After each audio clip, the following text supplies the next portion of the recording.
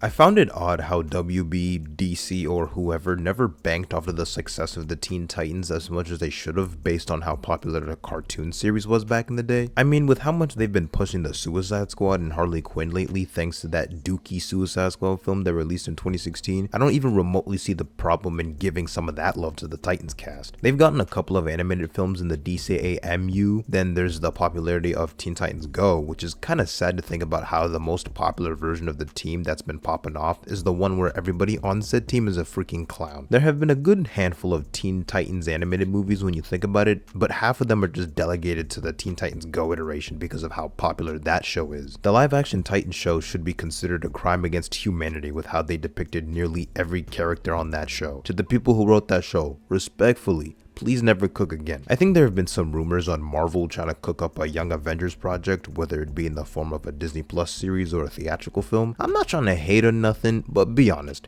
is anyone really excited about the idea of an MCU Young Avengers movie? I don't even know who's in the mainline Avengers roster currently, and the potential Young Avengers roster just doesn't intrigue me much at all. Like, ooh, we're gonna recruit Ant-Man's daughter, like, okay. Did you think you were the only kid superhero in the world? I'm 23. Is just me, mostly. I do have feelers out, though. Did you know Ant-Man had a daughter? What do you want? I'm putting together a team, and I want you on it. Please? I'm here to tell you right now, we don't care. Let me tell you something. We don't care. Jerry. Oh, yippee, we're getting a Young Avengers with Miss Marvel and Ant-Man's daughter. Anywho, I know for a fact people would be way more interested in a movie about the actual mainline teen superhero group, the Goated Titans. There are a lot of opportunities given to writers when tackling a Teen Titans-like team. As the roster has shifted a bunch over the years, there are so many teen/young DC heroes that people rarely talk about or have just been forgotten about entirely that have a lot to offer. The sheer existence of the Teen Titans holds a lot of weight in what it's done for the DC brand. There was a time where old DC comic sales during the 70s weren't doing too hot, with some Marvel titles becoming more of the mainstream option of choice. So DC hired the likes of Marv Wolfman and George Perez as they decided to revitalize the Teen Titans comic line that originally debuted in the 60s with a new roster. The OG roster consisted of Dick Grayson as Robin, Kid Flash, Wonder Girl, Speedy, and Aqualad. The new Teen Titans roster introduced some new key members like Starfire, Raven, Cyborg, and Beast Boy, or I guess the Changeling at the time. Those characters are pretty much synonymous with being main core members of any Teen Titans roster in modern times. Beast Boy, I feel, is one of those characters that doesn't get nearly the amount of love he deserves if you really think about it, because his ability to shapeshift into animals is kind of busted since it doesn't matter whether that animal is extinct or not. On top of that, his ability to shift into creatures isn't even limited to earthbound animals. He can transform into alien animals and creatures from other planets. One of the best examples of this was from the Titans Beast World comic event not too long ago, where Beast Boy literally turns into a gigantic Starro-like creature to help the rest of DC's heroes fight the Necrostar. The character probably gets a lot of flack due to his role as the comic relief, but he really is down to fight for his friends and loved ones when the situation requires him to do so. When I was a kid, there were a select few characters and TV shows I would watch that I wanted to be like. You know what I'm talking about when you're watching a protagonist in a show or a movie and you're like, damn, that guy is him. I'm trying to be just like bro. Their presence was known by everybody else in that show whenever they were on screen. One of those characters for me was Jack Brewer from Kickin' It on Disney XD.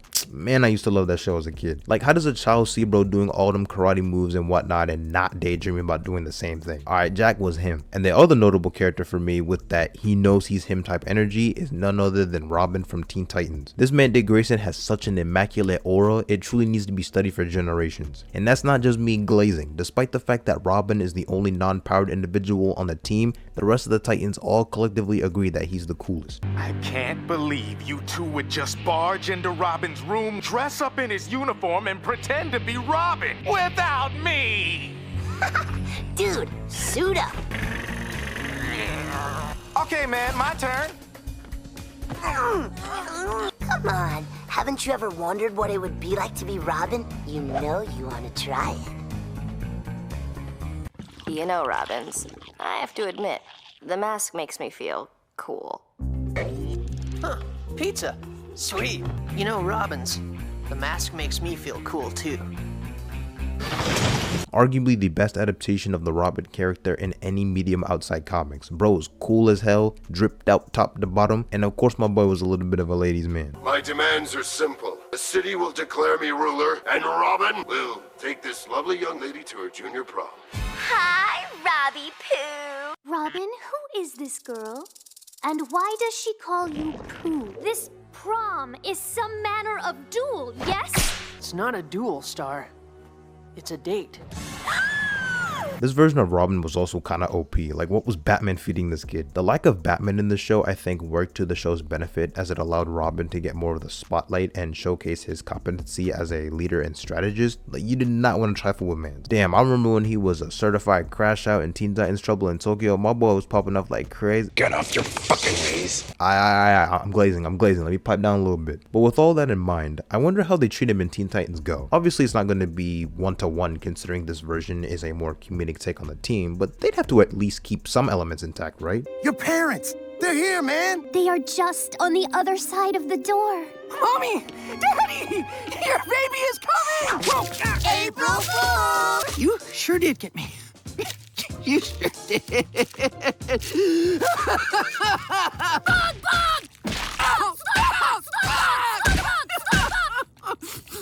Girls don't like this guy. He is the unattractive, both physically and emotionally.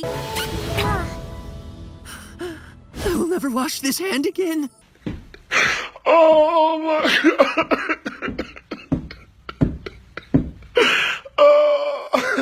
Oh my god. Okay, look, I get it. It's a kid show and everybody on the team is a complete and utter buffoon and it's not meant to be taken seriously. My issue with all of this is how this has become the most commercialized and banked on version of the Teen Titans group, more so than the freaking OG cartoon in the early 2000s. This iteration has gotten several animated movies like Go to the Movies, a crossover with the OG cartoon roster, a team up with the DC superhero girls or something. Nigga, they had a whole crossover with Space Jam. Like, bro, what timeline are we living in? What are they doing over there at DC and choosing what gets greenlit over the dozens of other characters in their roster who barely get any adaptations at all? DC Studios give me my Wonder Woman animated series.